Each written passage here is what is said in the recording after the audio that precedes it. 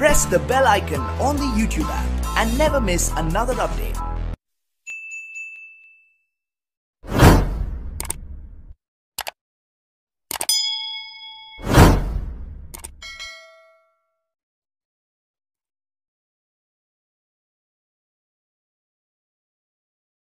विश्वगुरु महात्मा बसवण्णांचे स्मरण करून आजच्या भागाची आपण सुरुवात करूया.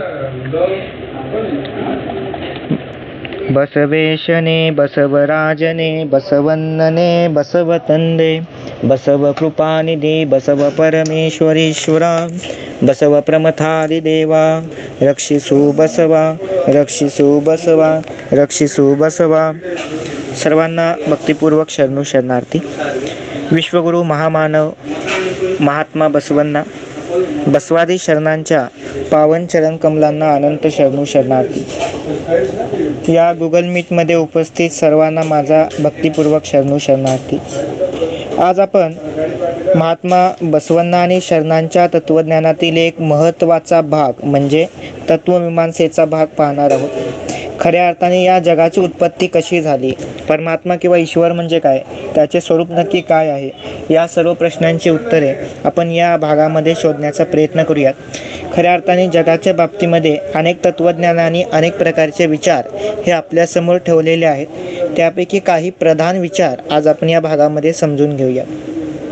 तर आपल्या सर्वांना माहिती आहे की प्रत्येक ग्रंथाची सुरुवात ही कोणत्या तरी ईश्वराला स्मरण करून केली जाते आणि ही स्मरण करण्याची जी काही पद्धत आहे ती पद्धत तो सर्वशक्तिमान आहे, तोच कर्ता आहे या भावनेने त्याचं स्मरण करून केली जाते. महात्मा बसवेश्वर आणि शरणांनी देखील अशा पद्धतीनं ईश्वराचं एक वेगळं स्वरूप आपल्यासमोर ठेवलेलं आहे की ज्या काळामध्ये कडी-कुलपामध्ये बंद असणारा, मंदिरामध्ये दगडाच्या रूपामध्ये पूजला जाणारा देव होता, त्या देवाला त्या कुलपातून मुक्त करून तुमच्या आमच्या सामान्य लोकांच्या करतलावर आणून देण्याचं काम त्यांनी केलेलं आहे. म्हणून एका वचनामध्ये बसवण्णा म्हणतात की जग विस्तार नभो विस्तार विस्तारातीत तव विस्तार पाताळातीत तव श्री चरण ब्रह्मांडातीत तव श्री मुकुट अगम्य अगोचर अप्रतिम अप्रमाण लिंगया कुडल संगम देवा आजिया माझिया करस्थली येऊने ज्योतिर्बिंदू स्वरूपी झाला. म्हणजे याच्यामध्ये सुद्धा आपल्या लक्षात येतं की परमात्मा कसा आहे, तो कशा पद्धतीचा आहे हे त्यांनी सांगितलेलं आहे. तर परमात्मा हा सर्वव्यापी आहे, तो जग आणि नव व्यापून 10 अंगुली उरलेला आहे असं त्यांची भावना आहे. म्हणजे अशा पद्धतीचा तो परमात्मा संपूर्ण जग आणि नभ व्यापून 10 अंगुली उरलेला आहे, म्हणजे तो संपूर्ण विश्वव्यापी आहे अशी ती भावना आहे. आणि याशिवाय त्यांच्या मते आणि ते सांगतात की अगम्य अगोचर अप्रतिम. अगम्य म्हणजे बुद्धीला न कळणारा, मन बुद्धी चित्त आणि अहंकार यांच्या पलीकडे त्याचं स्वरूप आहे. तर यात अंतःकरण चतुष्टयांना न समजणारा. अप्रतिम म्हणजे वर्णन न करता येण्यासारखा. अगम्य म्हणजे बुद्धीला आणि मनाला न समजणारा, उमजणारा असा तो परमात्मा संपूर्ण जग व्यापून राहिलेला आहे असं ते सांगतात.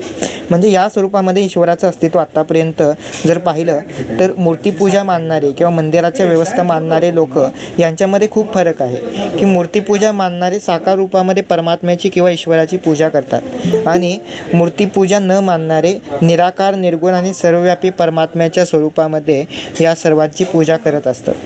तर परमात्मा किंवा ईश्वर हा कसा आहे याविषयी वचन साहित्यामध्ये बरेचसे संदर्भ आलेले आहेत. म्हणून बसवण्णांचं हे वचन प्रसिद्ध आहे. जग विस्तार नभो विस्तार विस्तारातीत तव विस्तार पाताळातीत तव श्रीचरण ब्रह्मांडातीत तव श्री मुकुट अगम्य अगोचर अप्रतिम अप्रमाण लिंगय्या कुडल संगम देवा आजी माझिया करस्थली येऊनी ज्योतिर्बिंदू स्वरूपी झाला. म्हणजे ईश्वर कसा आहे, तो कशा स्वरूपाचा आहे या सर्वांचं वर्णन त्यांनी या वचनामध्ये केलेलं आहे. मुळात बसवादी शरणांनी निराकार निर्गुण आणि सर्वव्यापी ईश्वराचं अस्तित्व मानलेलं आहे आणि तोच ईश्वर चैतन्य रूपाने तुमच्या आमच्या अंतःकरणामध्ये आहे असं ते सांगतात. आणि त्या ईश्वराला प्राप्त करण्यासाठी लिंगांग सामरस्य क्रिया सांगतात आणि ती षटस्थल मार्गाचं निरूपण करत सांगतात. म्हणजे भक्तस्थल, माहेशस्थल, प्रसादी स्थल, प्राणलिंगी स्थल, शरणस्थल आणि ऐक्यस्थल. तर या 6 स्थलांचं वर्णन करत करत क्रमाक्रमाने त्या परमात्म्याला किंवा ईश्वराला अनुभवण्याची क्रिया ते आपल्या वचनामध्ये सांगतात. तर सुरुवातीला परमात्मा कसा आहे ते त्यांनी एका वचनामध्ये सांगितलेलं आहे. तर निरावयव शून्य मूर्तिलिंग असं त्याला म्हटलेलं आहे. म्हणजे तो निराकार निर्गुण स्वरूपामध्ये आहे असं ते सांगतात. तर एक वचनकार बसवोत्तर कालामध्ये होऊन गेले, तर त्यांनी आपल्या वचनांमध्ये या स्वरूपाचं वर्णन मोठ्या प्रमाणात केलेलं आहे. सिद्धलिंग यती आणि तोटच सिद्धलिंगेश्वर अशा त्या शरणांची नाव आहेत. तर अल्लम प्रभुदेव एका वचनामध्ये काय म्हणतायत बघा, की अहो निरावयव शून्य मूर्ती लिंग स्थिती ती कशी म्हणजे साकार नव्हे निराकार नव्हे, निरावयव शून्य मूर्ती लिंग आदी नव्हे अनादी नव्हे, इह नव्हे पर नव्हे, सुखी नव्हे दुःखी नव्हे, निरावयव शून्य मूर्ती लिंग पाप पुण्यवान नव्हे, करता भरता नव्हे, कार्य कारण नव्हे, धर्मी नव्हे कर्मी नव्हे, पूज्य नव्हे पूजक नव्हे. आणि अशा पद्धतीचा तो ईश्वर सर्व प्रकारच्या द्वंद्व भावातून मुक्त होऊन प्रकाशमान म्हणजे चैतन्य रूपाने शरणांच्या अंतःकरणामध्ये आहे. म्हणजे देव आमच्या अंतःकरणामध्ये कसा आहे, तर तो चैतन्य रूपाने आमच्या अंतःकरणामध्ये आहे हे त्यांना सांगायचं होतं. मात्र त्याचं स्वरूप सांगताना ते काय म्हणतात, की निरवयव शून्य मूर्ती लिंग म्हणजे परमात्मा कसा आहे, तो निर्गुण निराकार आहे, तो अवयव विरहित आहे, तो प्रकृतीचे जे जडत्ववादी गुणधर्म आहेत या जडत्ववादी गुणधर्मांपासून अलिप्त आहे, तो निरावयव मूर्तिलिंग आहे, निराकार स्वरूपामध्ये संपूर्ण जगामध्ये चैतन्य रूपाने व्यापून राहिलेला आहे. साकार आणि निराकार या दोघांच्या मध्ये जो स्थिती आहे ती स्थिती त्या परमात्म्याची आहे. त्यानंतर आदी आणि अनादी या दोघांच्या मध्ये स्वयंभू नावाची जी स्थिती आहे ती त्या परमात्म्याची आहे.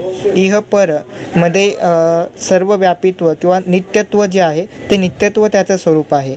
सुख आणि दुःख यांच्यामध्ये शांती समज आणि समाधान ही जी काही अवस्था आहे ती त्या परमात्म्याची अवस्था आहे. पाप पुण्य यांच्यामध्ये समत्व नावाची भावना आहे ती त्याची अवस्था आहे. निर्माता आणि भोगता यांच्यामध्ये भोग घेण्याची इच्छा असणे ही त्याचे एक लक्षण आहे. कार्यकारण यांच्यामध्ये दोन्हीपासून अलिप्त राहून नाममात्र कारण ठरलेला परमात्मा आहे. त्यानंतर तो धर्मी कर्मी या दोघांच्या मध्ये अडकणारा नाही. तो पूज्य आणि पूजक या भावामध्ये न अडकता चैतन्य रूपाने व्यापून राहिलेला चैतन्य रूपी परमात्मा आहे. म्हणजे ईश्वर हा चैतन्य रूपी आहे, तो अव्यक्त निराकार निर्गुण आहे हे ते या वचनांमध्ये आपल्याला सांगतात. म्हणजे अशा पद्धतीनं या वचनांमध्ये आपल्याला परमात्मा किंवा ईश्वर कसा आहे ते त्यांनी वचनांमध्ये सांगितलेलं आहे. तर हे जग कसं निर्माण झालेलं आहे, हे जग कसं निर्माण झालेलं आहे याविषयी एक महत्त्वाचं वचन त्याने लिहिलेलं आहे. आपल्याला बऱ्याच वेळा जग कसं निर्माण झालेलं आहे बिग बँग थेअरीमध्ये सांगितलं जातं, की पहिल्यांदा सूर्य होता, सूर्यावर अनेक हायड्रोजनचे स्फोट झाले, त्यानंतर पाणी तयार झालं, त्यानंतर त्या पाण्यामध्ये जीव तयार झाले, त्या जीवापासून अमिबा तयार झाला, अमिबापासून बहुपेशीय प्राणी तयार झाले. निसर्गाचं जे काही चक्र आहे ते न मानवल्यामुळे ते कालाच्या ओघामध्ये नष्ट झाले आणि असा होत होत माणसाचा विकास झालेला आहे. अशा पद्धतीनं जगाची रचना किंवा सृष्टीची रचना आपल्याला सांगितली जाते. तर एका वचनामध्ये बघा सृष्टीच्या रचनेविषयी काय सांगितलेलं आहे, की जग कसं निर्माण झालेलं आहे. आज आपण या सर्व प्रश्नांची उत्तर शोधायचे, की परमात्मा किंवा ईश्वर म्हणजे काय, जग म्हणजे काय आणि ते जग कोणी आणि कसं निर्माण केलेलं आहे. तर या सर्व प्रश्नांचे उत्तर आपल्याला आजच्या भागामध्ये पाहायचे. महाकर्त्याने आपल्या शक्तीच्या विनोदार्थ जग निर्मिले. प्रत्येक वेळी काय म्हटलेलं आहे, की सृष्टीकर्ता परमात्मा हा अतिशय शक्तिमान आहे, म्हणजे देव हा अत्यंत शक्तिमान आहे आणि त्याने त्याच्या लीलेनं या संपूर्ण जगाची निर्मिती केलेली आहे. मग हे जग कसं आहे, तर ह्या जगामध्ये अनंत लोक आहेत. स्वर्ग, नरक, मर्त्यलोक, पाताळ, कैलास अशा पद्धतीचे अनंत लोक आहेत. चंद्र, सूर्य, नक्षत्र, विद्युत, वीज, काल, कर्म, प्रलय या पद्धतीचे वेगवेगळ्या घटना या निसर्गामध्ये घडत असतात. त्या पद्धतीनं देव, मानक, तिर्यक जाती या पद्धतीच्या वेगळ्या वेगळ्या जीवजाती यांच्यामध्ये निर्माण झालेल्या आहेत. स्थलभोग, आयुष्य, निद्रा या पद्धतीच्या विषयाने आसक्त असणारे जीवभाव या पृथ्वीमध्ये राहतात. तर अशा पद्धतीचं त्याचं वर्णन या वचनांमध्ये आपल्याला केलेलं दिसतं. त्याच पद्धतीनं प्रपंच 84 लक्ष योनी त्यांच्यामध्ये निर्माण होणारे जीव या सर्वांचं वर्णन त्यांनी केलेलं आहे. आणि हा ईश्वर हा कसा आहे, तर तो यंत्रवाहक आहे, म्हणजे संपूर्ण जगाचं त्यांनी निर्मिती केलेली आहे. मात्र तो क्रिया अर्थाने संपूर्ण जगाला चालवणारा आहे आणि तो लीला रूपाने त्याला निर्माण केलेला आहे असं ते सांगतात. आणि त्याने निर्माण केलेले नियम म्हणजे परमात्म्याने किंवा ईश्वराने निर्माण केलेले नियम या जगातील सर्वांना बाध्य आहेत किंवा बाधक आहेत आणि ते पालन करणं बंधनकारक आहे असं देखील ते सांगतात. म्हणून यंत्रवाहकाने निर्माण केलेले नियम कोणीही मोडू शकत नाही. म्हणजे परमात्म्याने किंवा ईश्वराने निर्माण केलेले नियम या जगामधील ज्या जाती आहेत त्या कोणी मोडू शकत नाही, कारण त्याच्या लीलेसाठी किंवा त्याच्या लीलेमुळेच हे संपूर्ण जग हे निर्माण झालेलं आहे असं ते सांगतात. मग जीव काय आहे, जीवाचा विचार देखील करणं गरजेचं आहे. जीव नक्की काय आहे, तर जीव म्हणजे काय आहे, तर केवळ श्वासोश्वास घेतो आणि अन्न पाणी आहार निद्रा भय मैथून या सर्वांचा अनुभव घेतो म्हणून त्याला जीव म्हणायचं का, तर तसं देखील नाहीये. तर आहार निद्रा भय मैथून यांच्या पलीकडे जाऊन विचार करण्याचं सामर्थ्य त्या जीवाच्या प्रती आहे. म्हणून तो जीवात्मा मलत्रय पाशाने बद्ध आहे. मलत्रय याचा अर्थ 3 प्रकारचे दुःख भावना, या 3 प्रकारच्या दुःख भावनांनी तो बद्ध आहे.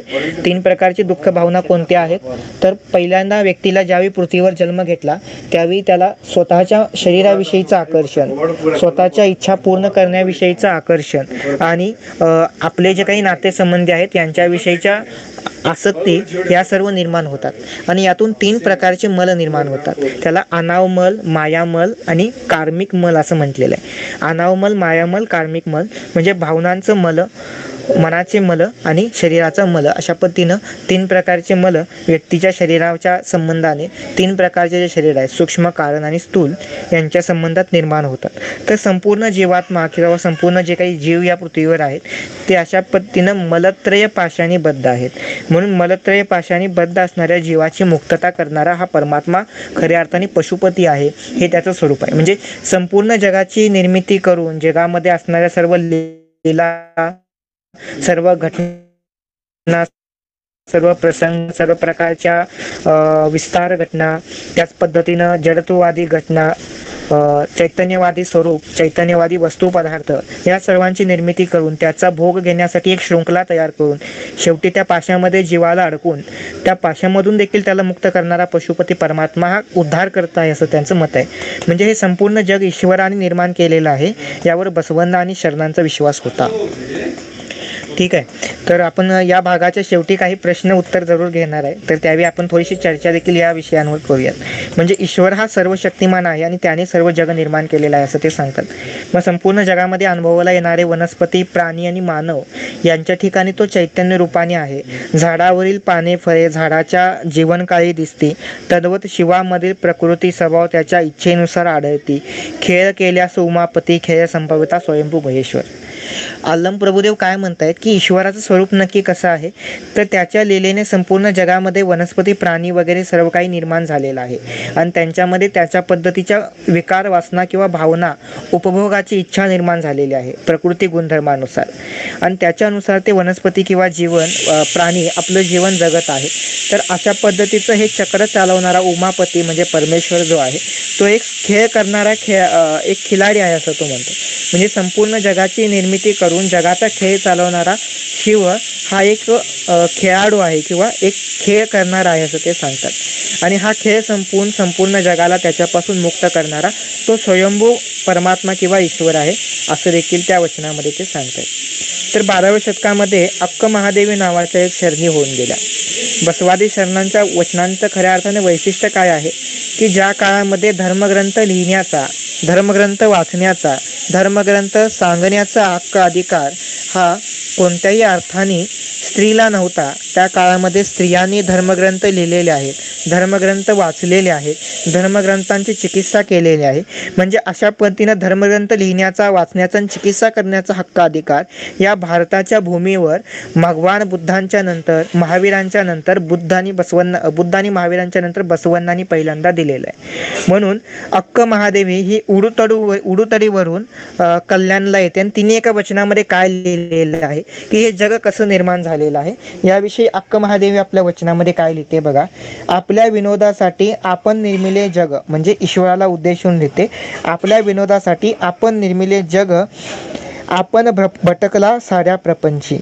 म्हणजे संपूर्ण लीलेसाठी जर त्यांनी हे जग निर्माण केलं तरी देखील तो या जगामध्ये गुंतून राहिला मात्र त्याची आसक्ती त्याला राहिली का, नाही.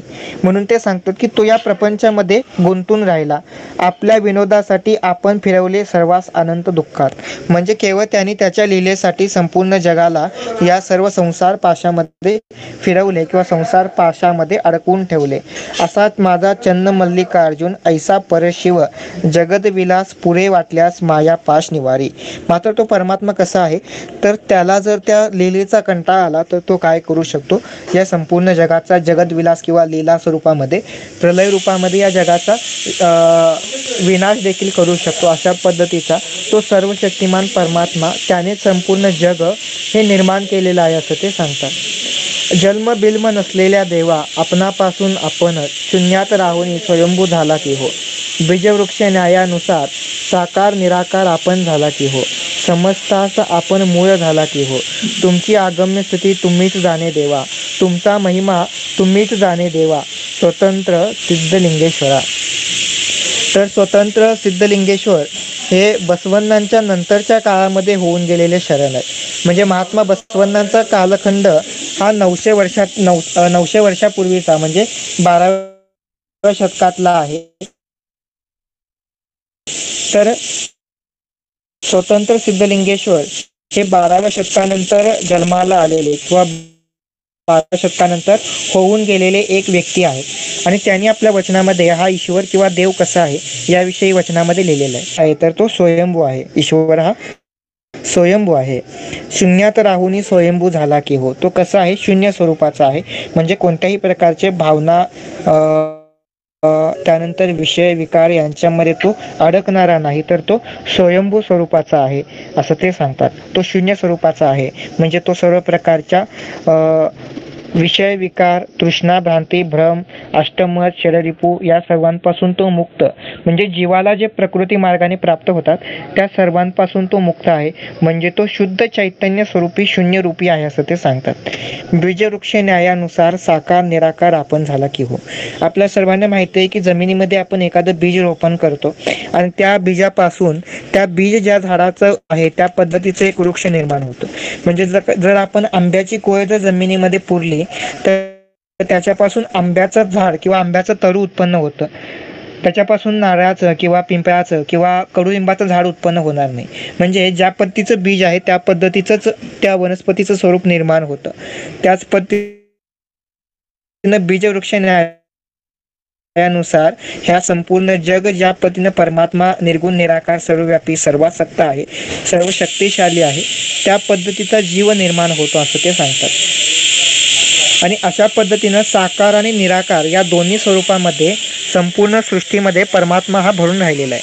म्हणजे तो साकार स्वरूपामध्ये जीवाच्या ठिकाणी चैतन्य रूपामध्ये आहे, निराकार स्वरूपामध्ये वारे, त्यानंतर वाहणारा वारा आहे, वाहणारं पाणी आहे, त्यानंतर तेज तत्व आहे, अग्नी तत्व आहे, पृथ्वी तत्व आहे. यांच्या सर्वांच्या मध्ये तो तत्व रूपाने निराकार रूपाने तो चैतन्य रूपाने त्यांच्या ठिकाणी राहिलेला असं ते सांगतात.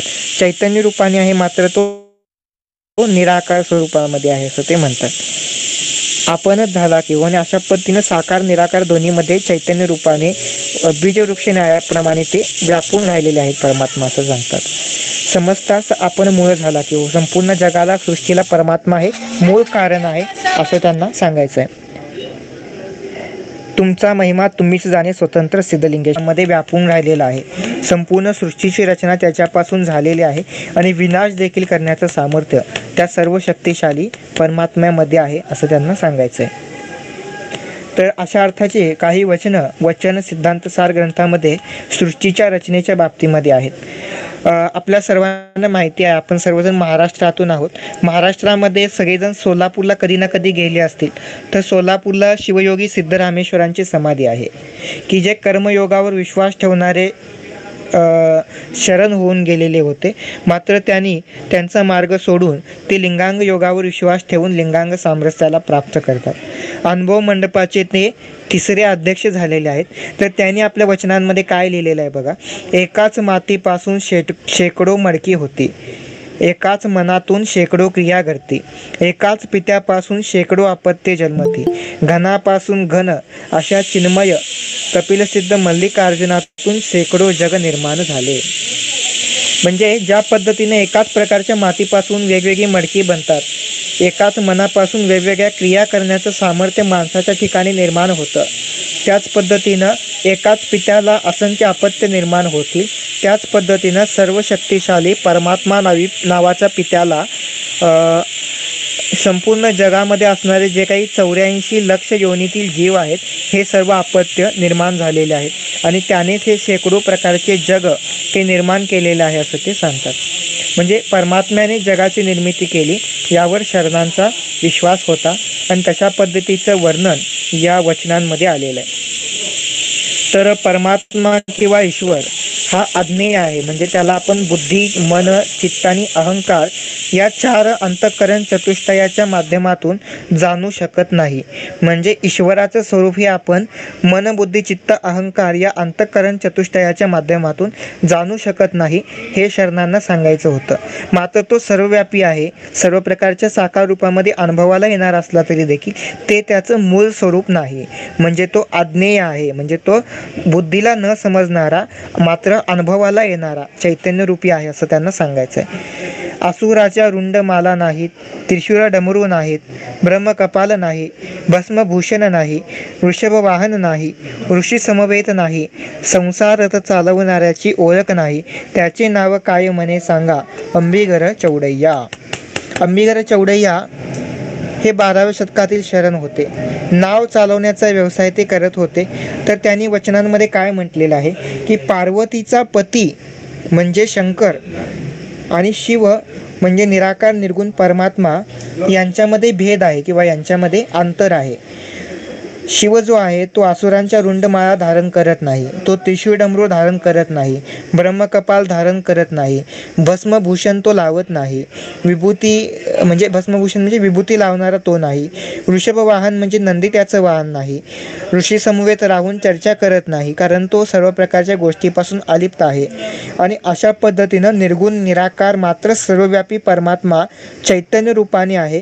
तो चैतन्य रूपी परमात्मा संपूर्ण जग चालवतो, मात्र त्याचं नाव कुणालाही या सर्वांना अनुभवाला न येणारा अशा पद्धतीनं तो अगम्य आहे.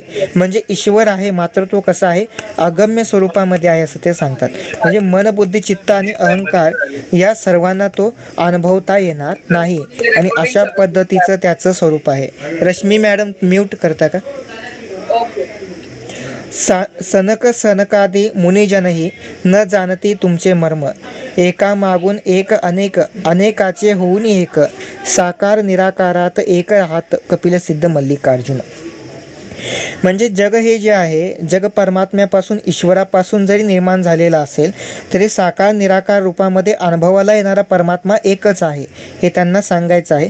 मात्र तो कसा आहे, अनुभवाला येतो मात्र शब्दांमध्ये व्यक्त करता येत नाही. ईश्वराचं वर्णन तुम्ही शब्दामध्ये करून सांगा म्हटलं तर आपल्याला तो सांगता येणार नाही. असा अवर्णनातीत अगम्य आणि अगोचर परमात्मा ईश्वर आहे हे ते सांगतात. त्याच पद्धतीनं या वचनांमध्ये आणखी काय सांगितलेलं आहे, त्या परमात्म्याला मी जाणतो जाणतो म्हटलं तरी आपल्याला जाणण्याची क्रिया पूर्ण करता येईल का? नाही. कारण आपण कितीही त्याला जाणण्याचा प्रयत्न केला तर घनातला घन व्यक्ती, घनातला घन चैतन्य रूपी परमात्मा हा जाणणं आणि सांगणं हे अशक्य आहे असं अक्क महादेवी सांगतात. म्हणजे ईश्वर हा चैतन्यमय आहे आणि त्याला जाणण्याचं केवळ एक छोटंसं स्वरूप आपण जाणू शकतो. संपूर्ण परमात्म्याचं स्वरूप हे आपल्याला जाणता येणार नाही. म्हणून बसवण्णांनी वचनामध्ये काय म्हटलेलं आहे की वेद हे अतिशय प्राचीन ग्रंथ आहेत, मात्र वेदांमध्ये सुद्धा परमात्म्याला संपूर्ण पद्धतीनं जाणता आलेलं नाही आहे. वेदातीत षडवर्णरहित षटकला त्रिशतकलातीत व्योमातीत अगम्य अगोचर कुडल संगम देव.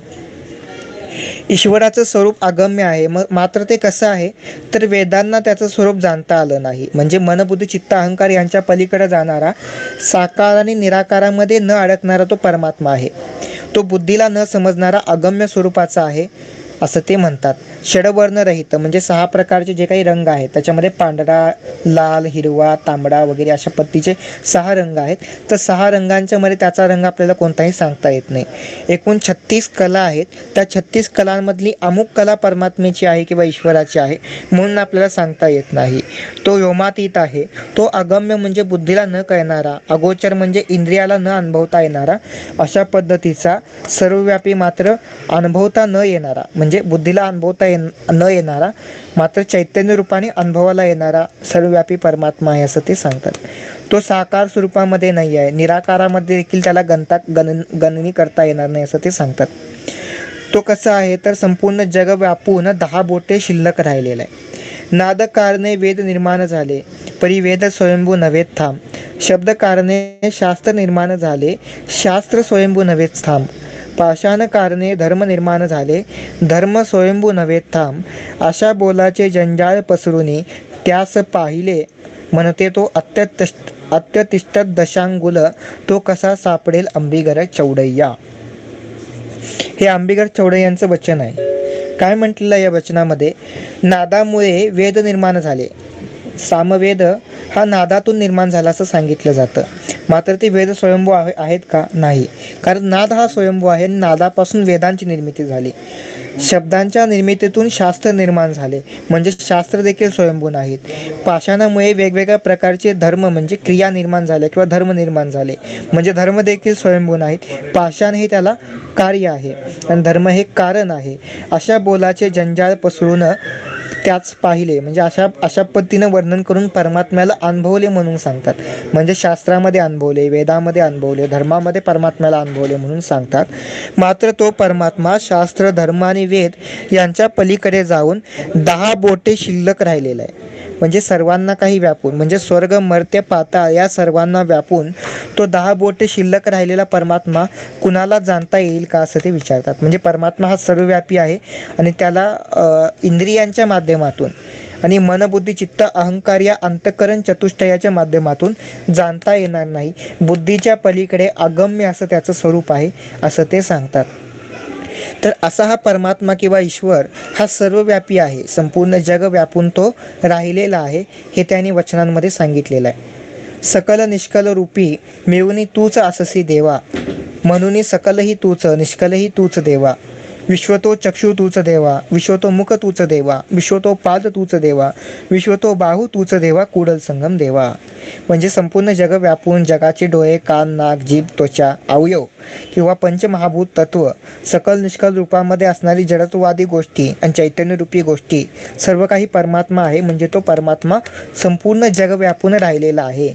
ईश्वर हा संपूर्ण जग व्यापून राहिलेला आहे असं शरणांना सांगायचं आहे. वेद उपनिषदांच्या शिरावर विराजमान असणाऱ्या अत्यतिष्ठत दशांगुल असा देवास मी काय वर्णू. श्रेष्ठाहुनी श्रेष्ठ महिमाशाली, मनालाही जाणीव न होणारा, अनोरणीयान महतो महियान, म्हणजे अणुपेक्षा सूक्ष्म आणि आकाशापेक्षा मोठा महादानशूर कुडल संगम देव. बसवण्णांचं वचन आहे. काय म्हणतायत बसवण्णा? तर वेद आणि उपनिषदांना ज्याचं वर्णन करता आलं नाही असा परमात्मा 10 बोटे व्यापून राहिलेला आहे. आणि अशा परमात्म्याचं, ईश्वराचं वर्णन मी शब्दामध्ये कसा करू? कारण त्याचं वर्णन करण्यासाठी श्रेष्ठाहुनी श्रेष्ठ आणि महिमाशाली, म्हणजे त्याचं वर्णन आपण कोणत्याही शब्दामध्ये करू शकत नाही. मनालाही अनुभवता न येणारा, अणुपेक्षा छोटा आणि आकाशापेक्षा मोठा परमात्मा हा संपूर्ण विश्वाला चैतन्य रूपाने व्यापून राहिलेला आहे. म्हणजे तो चैतन्य रूपाने संपूर्ण विश्व व्यापून राहिलेला आहे हे त्यांना सांगायचं आहे. तर 12व्या शतकामध्ये अजून एक शरण होऊन गेले, अदय्या. अदय्या हे गुजरात राज्यामध्ये राहणारे आणि व्यापाराच्या निमित्ताने फिरत फिरत ते कल्याणला आले. कल्याणला आल्यानंतर कल्याणमध्ये ते काही काळ राहिले आणि कल्याणमध्ये राहिल्यानंतर बसवादी शरणांच्या विचारांचा त्यांच्यावर प्रभाव पडला आणि त्यांनी बसवण्णांचा मार्ग स्वीकारलेला होता. जैन असणारे अदय्या लिंग गयामध्ये धारण करून लिंगायत किंवा शरण बनलेले होते. आणि त्यांनी आपल्या एका वचनामध्ये काय म्हटलेलं आहे, हे वचन फक्त मी वाचून दाखवतो कारण विश्लेषण करण्यासारखं या वचनामध्ये अवघड असं काही नाही आहे. पाताळाच्या खाली पाय, सुवलोकाच्या वर मस्तक, ब्रह्मांडच मुकुट, आकाशमुख, चंद्र सूर्य अग्नी त्रिनेत्र, दश दिशा बाहू, महत आकाश शरीर, वृक्षच केश, शून्यच करस्थलावरील इष्टलिंग, नक्षत्र फुले, नित्यच पूजा, मेघच जटा, चांदणेच भस्म, पर्वतच रुद्राक्ष, पंचब्रह्म पंचाक्षरी मंत्र, तत्वच जपमाळ, मेरू पर्वत दंड, समुद्रच कमंडलू, शेषच कडदोरा, या जगाच वाकळ, अनंतच कौपिन, त्रिगुण एक होऊन भिक्षापात्र.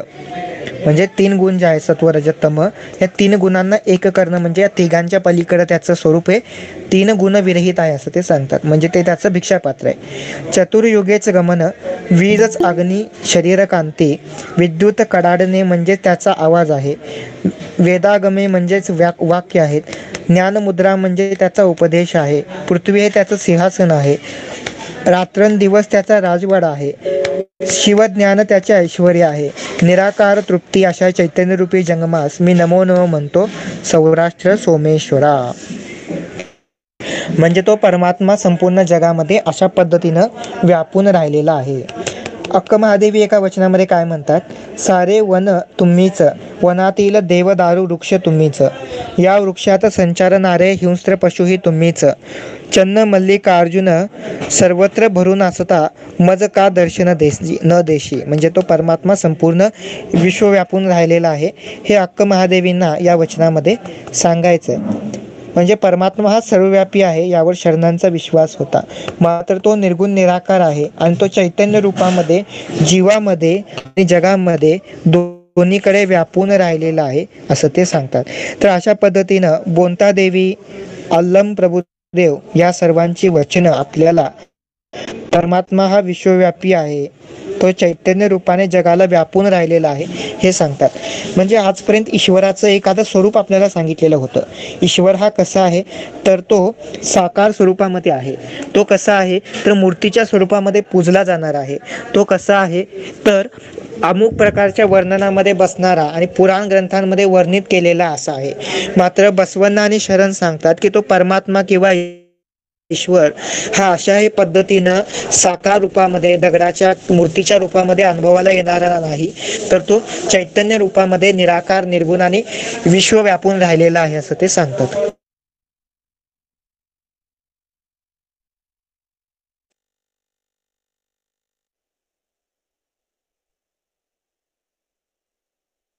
तर अशा पद्धतीचं हे ईश्वराचं स्वरूप शरण आपल्याला सांगतात.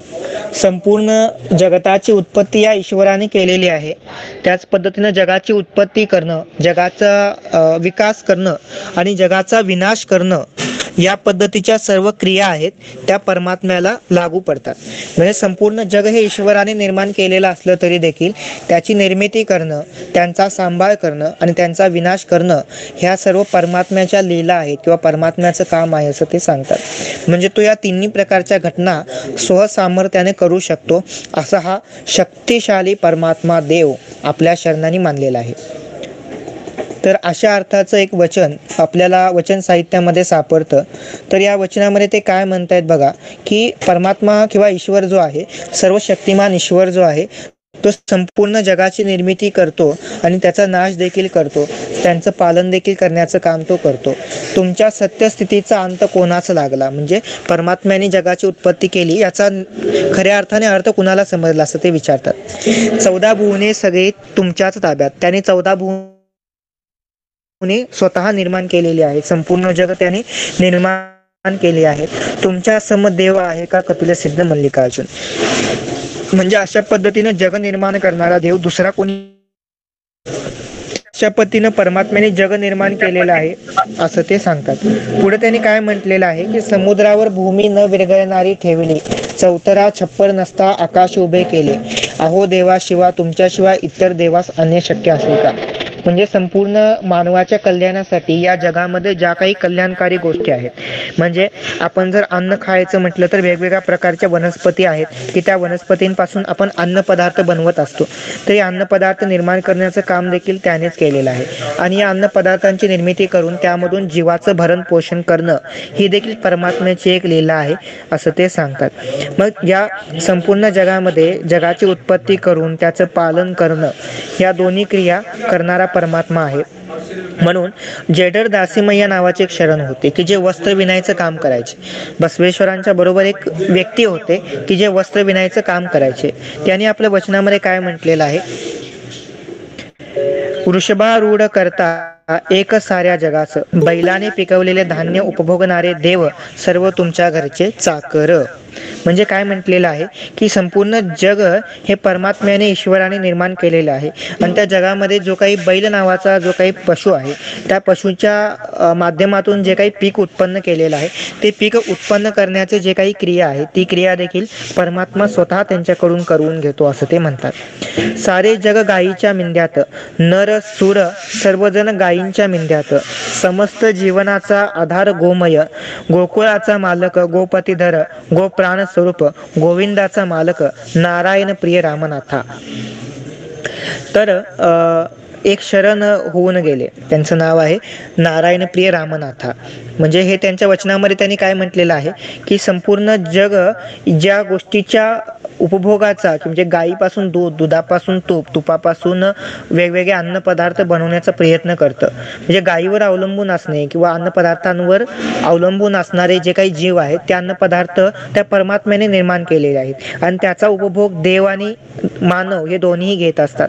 म्हणजे ज्या सर्वांचा आधार जे काही अन्नपदार्थ निर्माण करणारे दूध आहे, दूध निर्माण करणारी गाय आहे आणि वनस्पतीच्या माध्यमातून अन्नपदार्थ आहेत, हे सर्व निर्माण करणारा परमात्मा हा खऱ्या अर्थाने या संपूर्ण जगाचा मालक आहे. तोच सृष्टीकर्ता, तोच रक्षण करता आणि तोच विनाश करता, अशा पद्धतीचं त्याचं स्वरूप आहे असं त्यांना सांगायचं आहे.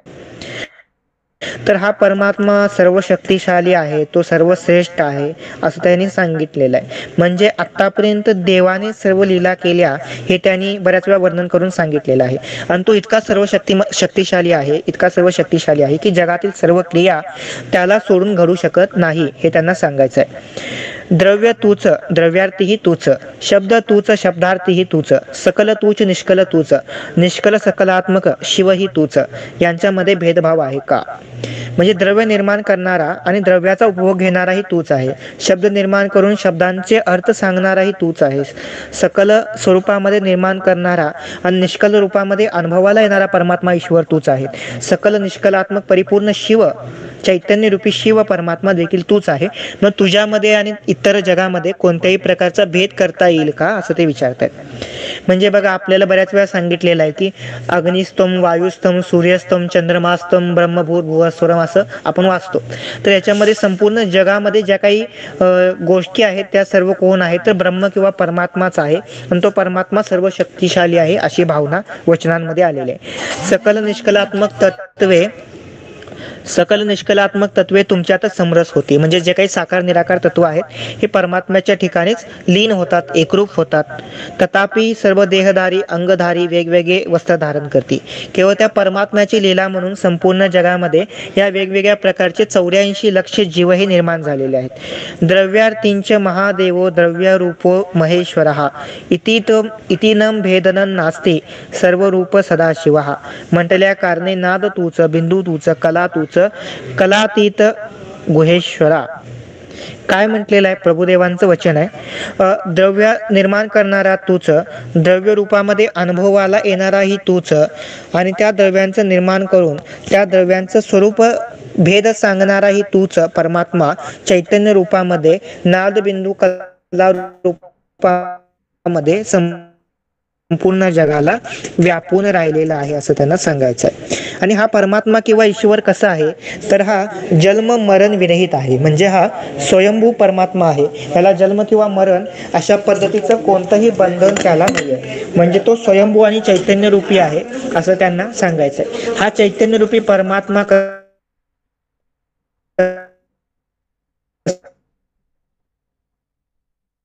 आहे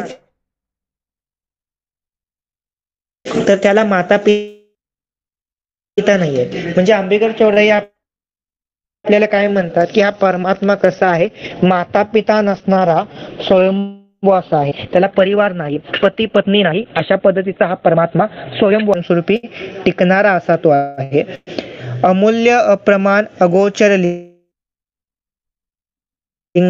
आदी मध्य अंतर्हित लिंग, स्वतंत्र लिंग, नित्य निर्मल लिंग, अयोनी संभव लिंग आमचा कुडल संगम देव.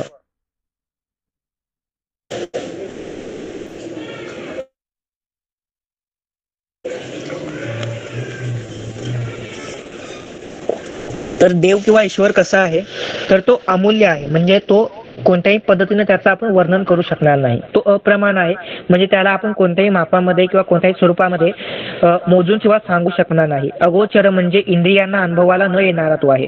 आधी, मध्य आणि अंत म्हणजे निर्मिती, विकास आणि विनाश या सर्व गोष्टी त्याच्या स्वतःच्या अधिकार क्षेत्रामध्ये येतात. तो स्वतंत्र म्हणजे संपूर्ण जगाची निर्मिती करून त्यांच्या प्रकृती भोगापासून अलिप्त आहे. असा हा नित्य परमात्मा कायमस्वरूपी अनुभवाला येणारा, निर्मल म्हणजे सर्व प्रकारच्या भावनापासून अलिप्त असणारा, अयोनी संभव म्हणजे माता पितांपासून जन्मलेला नाही, म्हणजे हा परमात्मा स्वयंभू आहे. ईश्वर हा स्वयंभू आहे. तो सृष्टीच्या अगोदरही होता आणि नंतरही आहे असं ते सांगतात. तर जगामध्ये ज्या काही वस्तू पदार्थ आहेत या सर्वांच्या मध्ये ईश्वर हा व्यापून राहिलेला आहे अशी त्यांची भावना आहे. म्हणजे जगामध्ये आपण पाहतो वनस्पती दिसतात, प्राणी दिसतात, मानव दिसतात, या सर्वांच्या मध्ये देव आहे अशी त्यांची भावना आहे. म्हणून बसवादी शरणांच्या वचन साहित्यामध्ये खऱ्या अर्थानं वैशिष्ट्य काय आहे? बसवेश्वरांनी आपल्याला अहिंसा शिकवलेली आहे. कोणत्याही प्राण्याची हिंसा करू नका,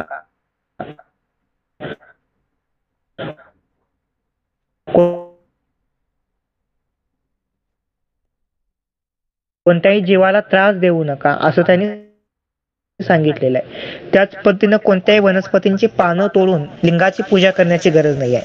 बोकरू नको, कोकरू नको, एक बेलाचं पान वाहून पूजा कर कुडल संगम देवाची.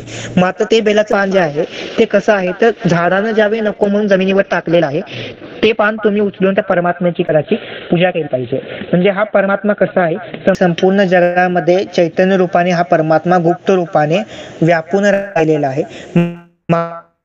माझ्यामध्ये मात्र तो चैतन्य रूपाने अनुभवाला येत नाही, म्हणजे माझ्या ठिकाणी असणारे जे काही जडत्व भावना आहेत या कारणाने तो लोप पावलेला आहे किंवा तो झाकून गेलेला आहे असं त्यांना सांगायचं आहे. म्हणून या जडत्व भावनेपासून ज्यावेळी व्यक्तीची मुक्तता होते त्यावेळी त्याला ऐक्याची प्राप्ती होते.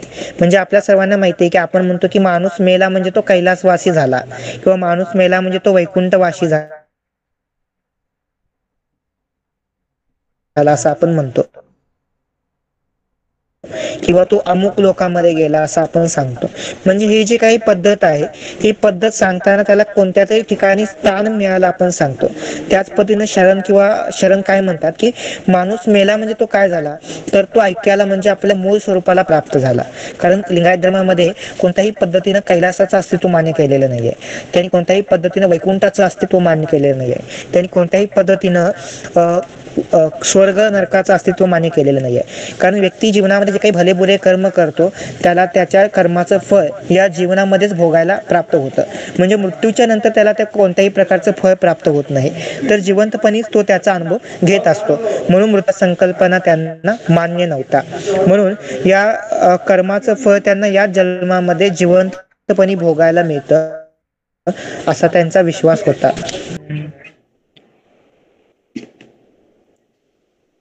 परमात्मा हा विश्वरूपी असला तरी विश्वास गुण त्याला नाही आहेत. म्हणजे आपल्याला जे काही सत्व रज तम 3 नावाचे गुण आहेत हे 3 गुण त्या परमात्म्याला किंवा ईश्वराला बाध्य नाही आहेत. तो या 3ही गुणांपासून अलिप्त आहे.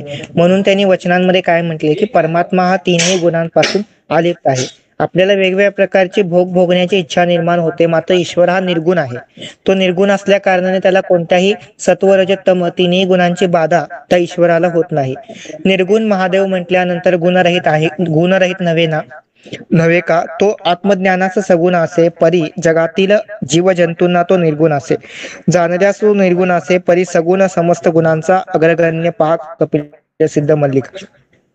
म्हणजे परमात्मा हा गुणरहित आहे म्हटल्यानंतर त्याला सत्वरज तम 3 गुण असतील का असं ते विचारतात.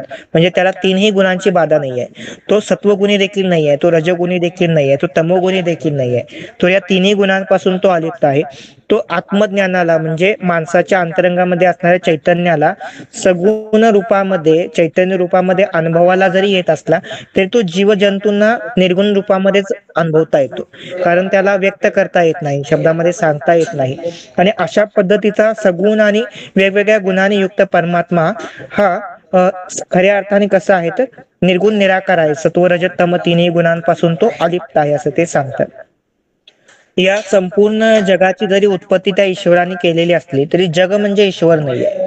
ईश्वर आणि जग यांच्यामध्ये एक प्रकारचं अंतर आहे. जग आणि ईश्वर यांच्यामध्ये काय अंतर आहे, तर ईश्वर हा केवळ जगाचा निर्माता आहे, तो कर्ता आहे आणि त्याची लीला म्हणून हे जग निर्माण झालेलं आहे. म्हणून एका वचनामध्ये स्वतंत्र सिद्धलिंगेश्वर नावाचे शरण काय म्हणतात, की सर्व वस्तूंमध्ये असूनही तो सर्वत्र असे म्हटल्यास तो सर्व काही शिव का नाही मग कोठे आहे. म्हणजे निर्मळ मनाच्या प्राणीमात्रांमध्ये संतुष्ट असलेल्या आशारहितांमध्ये निर्मळ परम माहेशाच्या हृदयी अगदी प्रेमाने वास करी निजगुरु स्वतंत्र सिद्धलिंगेश्वरा. आपल्या ठिकाणी जे चैतन्य रूपी आत्मतत्व आहे आणि त्या आत्मतत्वाच्या आधारित व्यक्तीला वेगवेगळ्या भावनांचा अनुभव घेता येतो. तर या भावनांमध्ये आशा पाशापासून मुक्तता म्हणजे आशा आकांक्षेपासून मुक्तता असणे, मनामध्ये शांती प्रेम आणि समाधान असणे हे खऱ्या अर्थाने परमात्म्याचं स्वरूप आहे. म्हणजे संपूर्ण जगामध्ये परमात्मा व्यापून राहिलेला आहे म्हटलं तरी देखील तो संपूर्ण जगामध्ये व्यापून राहिलेला नाहीये, कारण तो जग कसा आहे, साकार आणि निराकार दोन्ही स्वरूपामध्ये आहे. म्हणून तो संपूर्ण जगामध्ये व्यापून राहिलेला नाहीये, कारण तो व्यापून जरी राहिला तरी त्याचे गुणधर्म वेगळे आहेत, तो त्यांच्यापासून अलिप्त आहे. मग तो कोठे आहे, तर आपल्या भावनांच्या ठिकाणी जे अतिशय सूक्ष्म तरंग आहेत, जे व्यक्तीला समाधान शांती आणि अनुभव प्राप्त करून देतात, त्या ठिकाणी त्या परमात्म्याचं किंवा ईश्वराचं अस्तित्व आहे. मात्र तो सर्वव्यापी असला तरी देखील त्याला कोणत्याही गुणांची बाधा झालेली नाहीये, कारण तो गुणविरहित आहे. आणि तो गुणविरहित असल्या कारणाने तो कसा आहे, सर्व प्रकारच्या प्राणी मात्रांना जे काही अनुभव येतात त्या अनुभवापासून तो अलिप्त आहे. तो सर्व प्रकारच्या क्रियांपासून अलिप्त आहे असं ते सांगतात.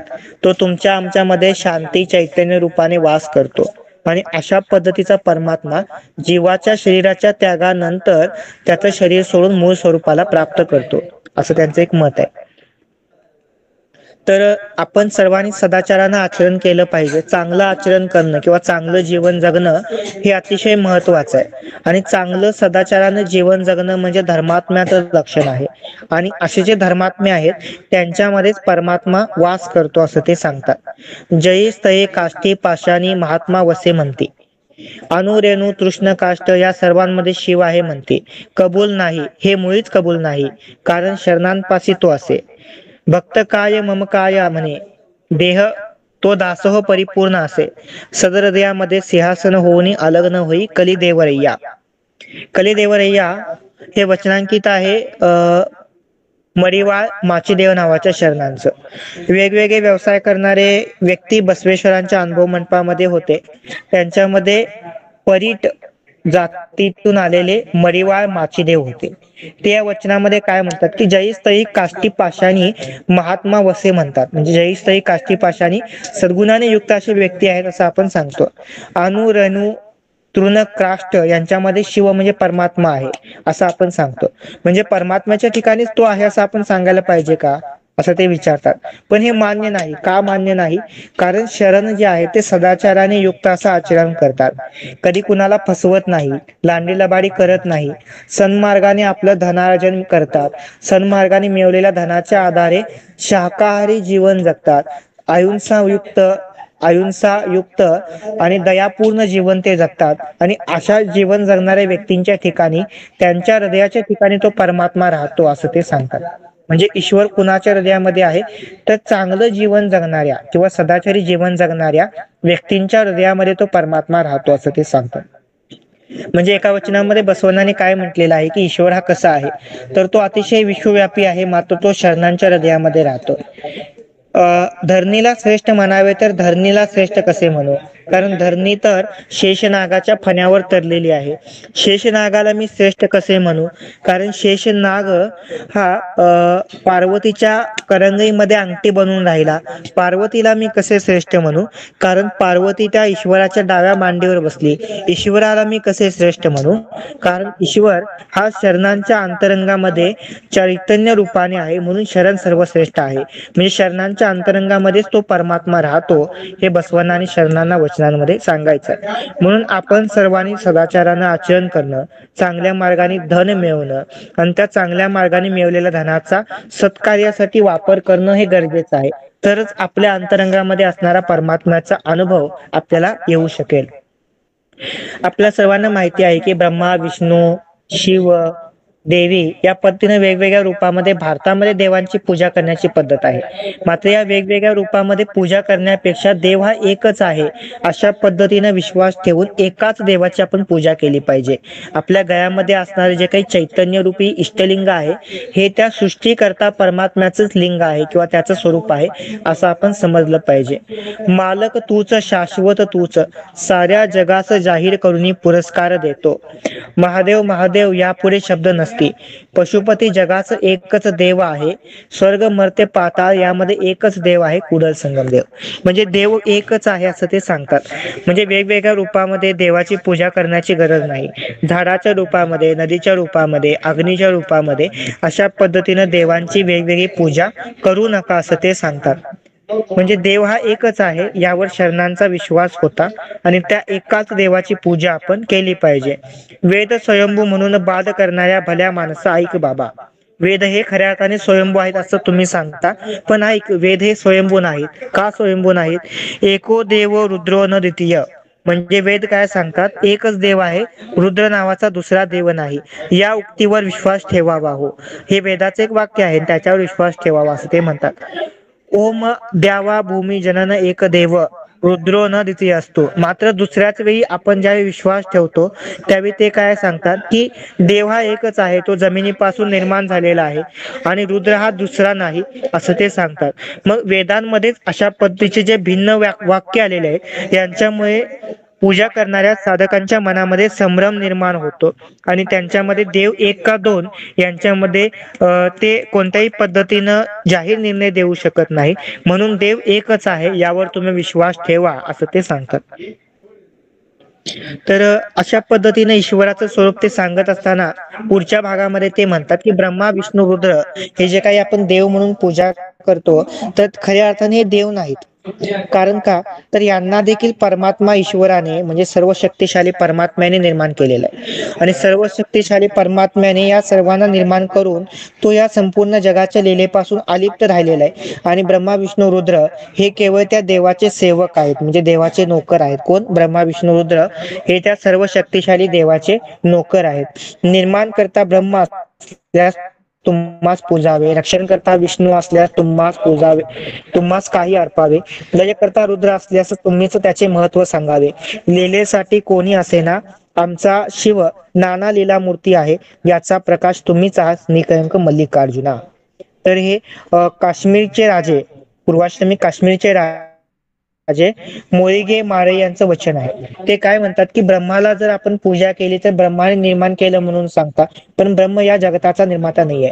विष्णू हा पालन करता म्हणावे तरी देखील तो या जगताचा पालन करता नाहीये, कारण त्यांच्या मागे क्रिया करण्याचं सामर्थ्य तुमचंच आहे. शिवाने या जगाचा विनाश केला म्हणावं तर शिवाला या जग विनाश करण्याचं जे काही सामर्थ्य आहे ते सामर्थ्य देणारे तुम्हीच आहात.